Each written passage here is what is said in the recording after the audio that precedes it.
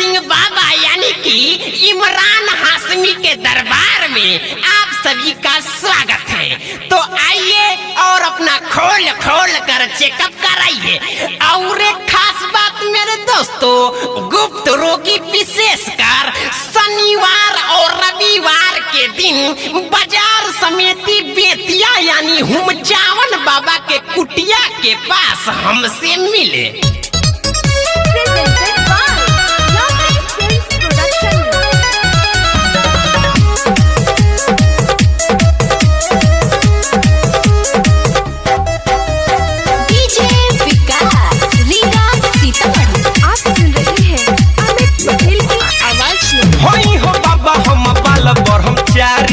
आगे से कम ज्यादा देखी ले पिछाड़ी। अरे बच्ची इधर आओ। होई हो बाबा हम बाल ब्रह्मचारी, आगे से कम ज्यादा देखी ले पिछाड़ी। कि हमरा छुआते ही भागी जाला तू। बाबा हमर गोड़ घहराता, कोमर पिराता, आ कपार टोन टोन मारता। हाँ तो इसमें चिंता की क्या बात है, हम अभी ये दूर कर दिए देते हैं। जैसे जैसे हम मंत्र पढ़ेंगे या विध करेंगे वैसे वैसे आपको करना है, ठीक है? मंत्र पढ़ना है या विध करना है? ठीक बा बाबा। हाँ तो मंत्र बोलिएगा जजमान।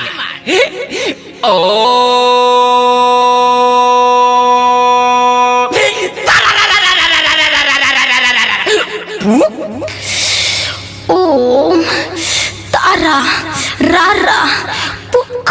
हो तो याव है न ढूक कि ओम तारा रा रा रा रा रा रा रा रा रा रा पू। पकड़ लेके छौड़ी के रावटी में ढूक, पकड़ लेके छौड़ी के रावटी में ढूक, पकड़ लेके छौड़ी के रे।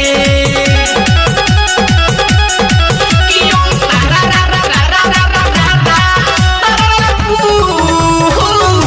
पकड़ लेके छौड़ी के रावटी में ढूक, पकड़ लेके छौड़ी के रावटी में ढूक, पकड़ लेके छौड़ी के रे। अरे अरे बाबा ये का करो तनी रोबा। अरे होटी होने जाएगी। अरे तो बिना भीतरी ढुकले कैसे होगा? चलो भीतर।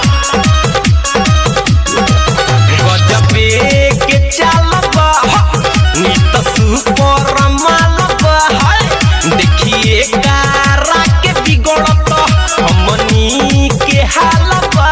काचला सही बोले ना।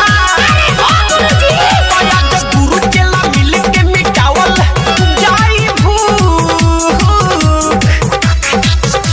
अरे बाबा राउर है चेलवा बड़ी तंग करता। अरे तो तंग करेगा तभी ना दुखवा दूर होगा। जाओ भीतर। अरे तो भीतरिया जाम तो ठीक हो जाए। अरे हाँ बच्ची एकदम 100%। बोलिएगा मंत्र। कि ओम तारा रा रा रा रा रा रा रा रा रा पू। पकड़ लेके छौड़ी के रावटी में ढूक, पकड़ लेके छौड़ी के रावटी में ढूक, पकड़ लेके छौड़ी के रे। कि ओम तारा रा रा रा रा रा रा रा रा पू। पकड़ लेके छौड़ी के रावटी में ढूक, पकड़ लेके छौड़ी के रावटी में ढूक, पकड़ लेके छौड़ी के रे। आप सुन रहे हैं अमित पटेल की आवाज में डीजे विकास रीगा सीतामढ़ी। नमकीन बिया रे, बड़ हसीन बिया रे। सोरहे परिस में छौड़ी कमसीन बिया रे।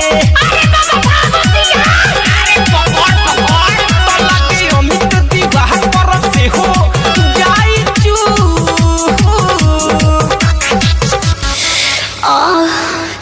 अरे बाबा नीचे ना, खाली ऊपरे दर्द बा। अरे बच्ची ये बताओ, गोड़ में घाव होला आ मुंह में दवाई खालू तो गोड़वा के घाव ना ठीक हो जाला? तो वो सही है जा दबाए तो नीचवा ना ठीक हो जाई। हाँ हो तो ना बोलिएगा मंत्र कि ओम तारा रा रा रा रा रा रा रा रा रा रा पू पकड़ लेके छौड़ी के राउटी में ढूक पकड़ लेके छौड़ी के राउटी में ढूक पकड़ लेके छौड़ी के रे कि ओम तारा रा रा रा रा रा रा रा पू पकड़ लेके छौड़ी के राउटी में ढूक पकड़ लेके छौड़ी के राउटी में ढूक पकड़ लेके छौड़ी के रे आहा अब जाके तनी से आराम भइले बाबा।